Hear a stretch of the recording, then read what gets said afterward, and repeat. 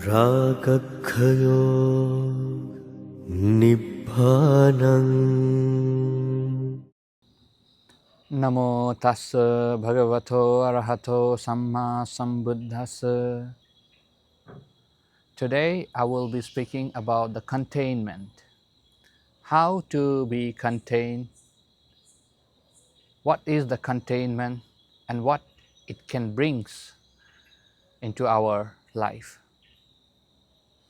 Containment means to live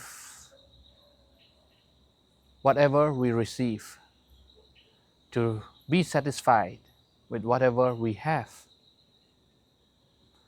Containment is the way to live a simple life. If we can have this containment in our life, then we can expect happiness. Without containment, there can be no happiness. Now, Lord Buddha has taught us how to be contained. For a monk, it is very profound, very important. We live with the very basic needs, and we are contained with that. That's why the life of a monk is a happy one. So same way, any human, they're living, even if they wish to be happy, they have to be contained. Why is that containment we do not have? Because of expectation. In every field, in every profession, in every aspects of life, we have a lot of expectation. We are not contained with what we have. No matter how hard we study, still we cannot get the result, we are not satisfied, we are not contained. The job, no matter how hard we work, if we do not get good appreciation, good promotion, we are not happy. No matter what activities we do, we always have an expectation beyond, and that is not a containment. And therefore, we are not happy, we are not satisfied, no matter how hard we work. We must understand the life that we are living in this world. It is not ours. It is not our home. We are here for a very short moment. But we have built this world thinking it is mine and it's gonna be there forever. But it is not. And we have built so much expectation. But when the time comes to an end, nothing has been fulfilled. The unsatisfactory will lead us to unhappiness, and we pass away with an unhappy mind. So therefore, the containment is very important. Now, people are living in this world with the conditions. Some are living a very luxury life, some are living not much. But I have seen, as a monk, we live in a very remote village into the forest. We usually come from the mountain to go for a pindapada, arms round, from a house to house, to a village. There the people are living with no much luxuries. But when they see a monk, they have a faith and they provide whatever they have. And I see them, the way they pay respect, the way they are happy at that moment is something very important to have in our very life. They are living in remote areas in a village because of their karma, because of their condition. But whatever that may be the cause, they still can see a monk, because the monk prefers to live in a place where there is a remote. I have seen many people, the way they do the dana to the monks wholeheartedly, they are living a very simple life, but they are happy. Because of living that simple life, they have a lot of faith towards the monk. They have a lot of time to go to the monk. They have a lot of time to understand about the Buddha, Dhamma and Sangha, because their life is very contained. They do not have much complex in their life. So they are free from unnecessary action, and because of that they have handful of time.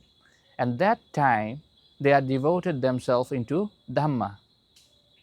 So their faith is strong and they can live very contained life and they are happy.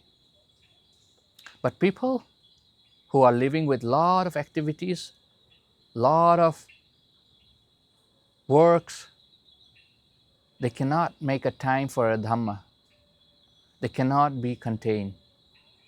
Therefore, happiness cannot be expected in them. Happiness comes to those who are contained. As I mentioned earlier, the monk, they are living with very few activities. Most of the time they devote themselves into Dhamma.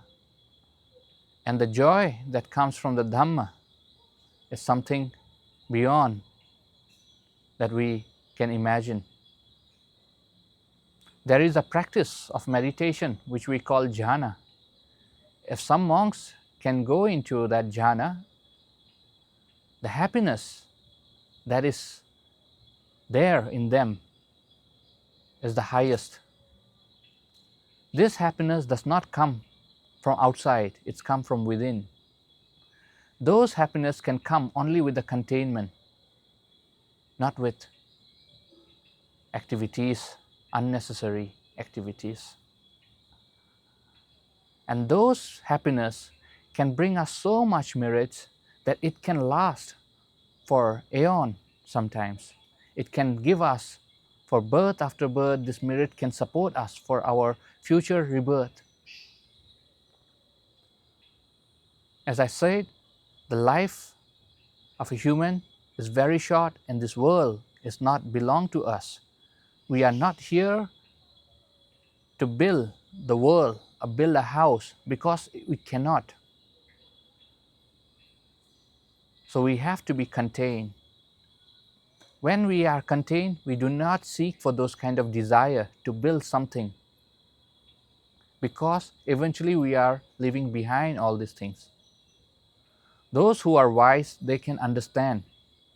And most of the time, whatever duties, whatever profession they are in, they may work to sustain their life, they may sustain their job and everything, but they have to do a Dhamma activities if they wish to be a happy every day. Thinking of a Buddha, Dhamma and Sangha can lead one to become a contained, to live a simple life. I wish everyone to have little bit of containment in their life, to give up something which not there, to give up something which it does not belong to you, then we can become contained. To take only little that can satisfy you, to be simple, try to understand the simplicity. This can bring a lot of joy, a lot of happiness. We should not expect, not from outside, not from anyone, not from ourselves. Whatever we are doing, if we can be simple, we can be contained, then we have done more than enough. Now, we have wandered in samsara for so long. Where is the beginning of this samsara? No one can say. So wandering in this samsara for so long, we have become corrupted, crooked. Now it is very difficult for us to become simple. In a sutta, Karanya Metta Sutta, Lord Buddha has mentioned to be contained, suju, uju, suvacho, to be straight, to be humble, to be gentle. Those things are not there within us. So Lord Buddha had to repeat those kind of words for us to understand what this simplicity, containment can bring us. So those who can understand the Dhamma, they can become simple, they can become humble, they can live a life of containment, and then they can expect happiness.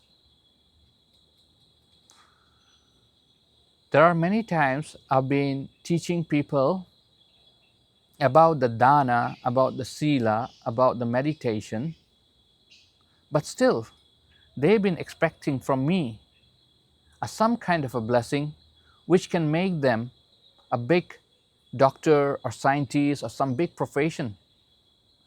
But the Dhamma that I taught them to become a simple, and if they can follow that simplicity, the simple Dhamma, they can achieve the glory of heaven. But still, some of the people who don't understand, even listening to Dhamma, they still look for so little. As a glory of a heaven, it is not easy to achieve, it is very difficult. But it is possible, and it is possible for those who are contained with their life, those who keep a sila, they can achieve those glories of heaven.